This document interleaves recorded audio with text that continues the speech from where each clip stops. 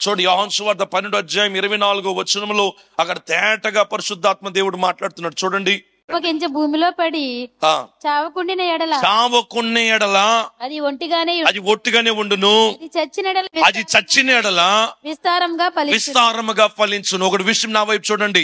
ఒక విత్తనము మనం విత్తిన తర్వాత దాని నిమిత్తం మనం ఏమి అవ్వాలి? ఆ విత్తనము చావాలి, ఆ విత్తనము లేదనుకోవాలి. అప్పుడు అది విస్తారమైన ఫలము అది వస్తుంది.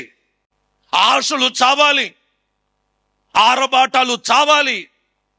ఎవరో పట్టు చీర కట్టారని అప్పు చేసి నేను పట్టు చీర కట్టలేను, ఎందుకంటే ఆ పట్టు చీర కడితే అది నాకు నష్టమో. వాళ్ళు చూసి అమ్మ భలే కట్టావమ్మ అంటారు. 4 రోజుల చీర ఏమైపోద్ది? కొత్త చీర ఏమైపోద్ది? పాత చీర అయిపోద్ది. కొత్తది అది 10,000 రూపాయల చీర ఉండొచ్చు.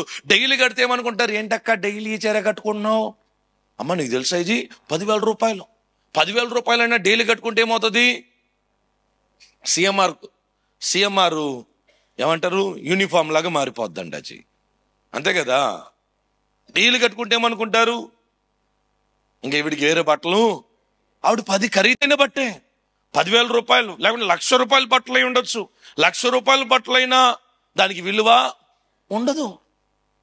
అదే 10,000 రూపాయలు తీసుకువెళ్ళి విత్తనాలుగా నాటి చూడు, అనేక బాస్కెట్లు పెట్టి చూడు, దేవుడు దాన్ని తగిన కాలమందు దాన్ని ఒక ఆశీర్వాదకరంగా మారుస్తాడండి. ఆమేన్ చెప్పట్లేదు మీరు? ఆమేన్. కొన్ని విషయాల్లో కొన్ని ఆశలు మనం చంపుకోవాలి, కొన్ని ఆశలు చంపుకోవాలి. కొంతమందికి అందరిలాగా నేను బాగా కనిపించాల్సిన పని లేదు. మనము ఇంకొకరి కోసం మనం ఎప్పుడు బ్రతకూడదు. కొన్ని ఆశలు చావాలి, కొన్ని ఆశలు చావాలి. కొన్ని ఆశలు చస్తే గాని మనం దాన్ని గొప్ప ఆశీర్వాదాన్ని అనుభవించలేము. హల్లెలూయా. అందుకని అపోస్తలుడైన పౌలు అంటాడు, నీ దగ్గర ఏముందో దాన్ని బట్టి తృప్తి పొందమంటాడు. నీ దగ్గర ఏముందో, నీ ఇంట్లో ఏముందో, నీ కుటుంబంలో ఏముందో దాన్ని బట్టి దేవునికి కృతజ్ఞతాస్తుతులు చెల్లించాలి.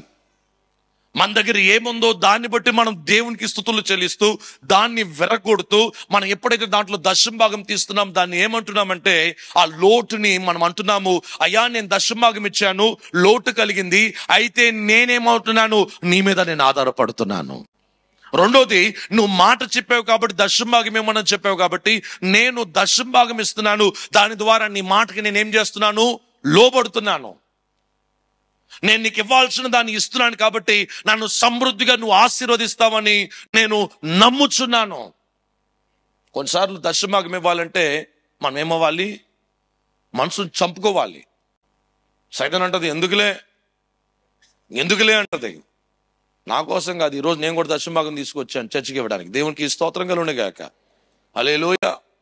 దేవునికి ఇవ్వడం ఆశీర్వాదం.